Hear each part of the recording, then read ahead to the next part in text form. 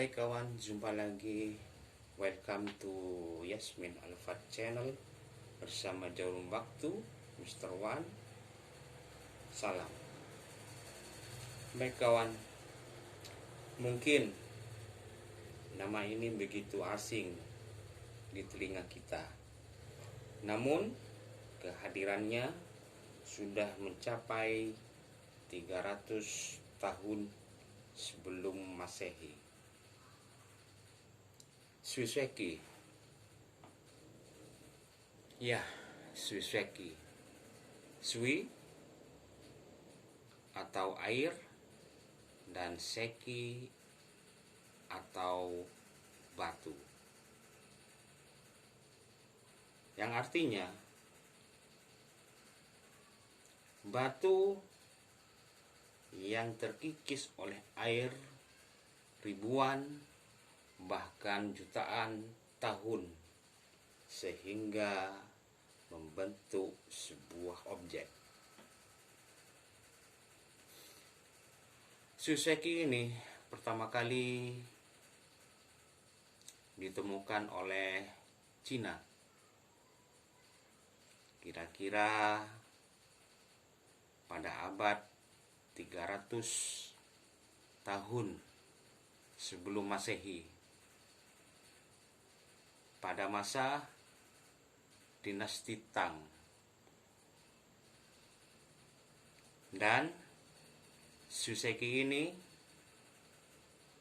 berkembang populer di Jepang kira-kira pada abad 592 sampai dengan 628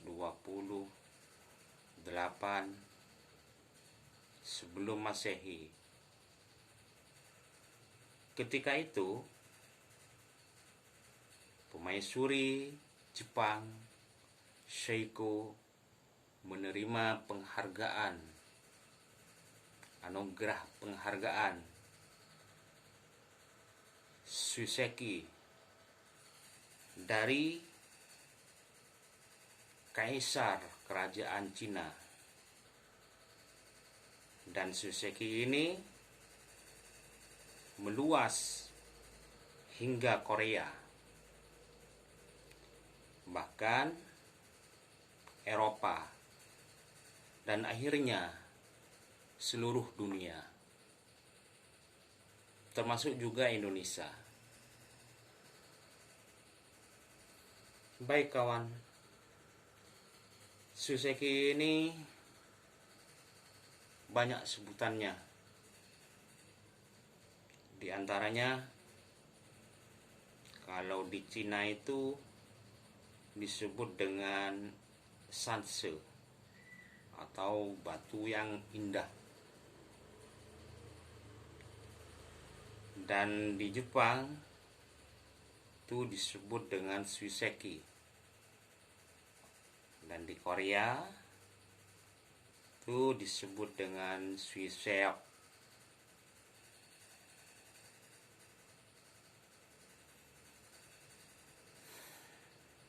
Suiseki mempunyai nilai seni yang tinggi. Makanya Suiseki ini dijadikan event besar. Biasanya bergandengan dengan bonsai. Ya istilahnya itu pameran kawan. Nah, ada 3 kriteria bentuk penilaian Suiseki. Di antaranya yang pertama itu adalah bentuk imajinatif atau bentuk panorama. Seperti contoh gunung, bukit, terus tebing. Dan yang kedua adalah simbolik. Nah, simbolik ini adalah baik bentuk manusia maupun hewan. Dan yang ketiga adalah kontemporer atau abstrak.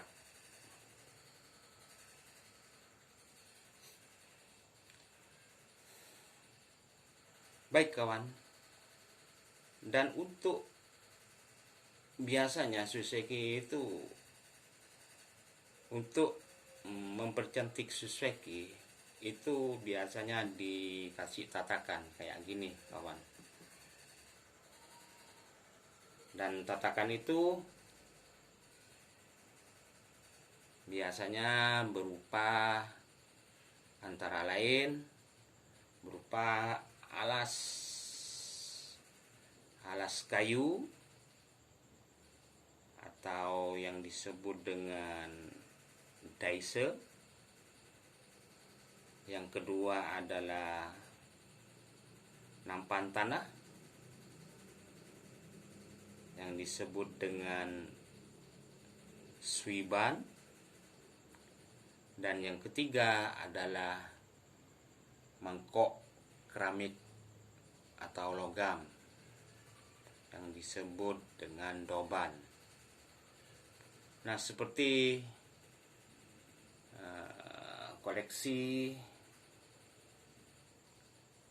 saya kawan, ini adalah kalau saya lihat dari sudut pandang, karena penilaian semua orang itu berbeda-beda kawan. Kalau saya pribadi, batu ini termasuk kontemporer atau abstrak.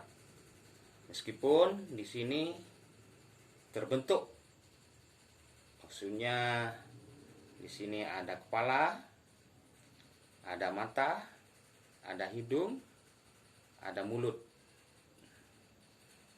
Tapi tergantung kepada penilaian kawan-kawan semuanya. Kalau masuk dalam simbolik, kalau kata saya ini masih kurang kawan. Ini masuk kontemporer atau abstrak. Meskipun sudah berbentuk kayak gini kawan, tapi ini masih abstrak. Baik kawan, mungkin ini saja.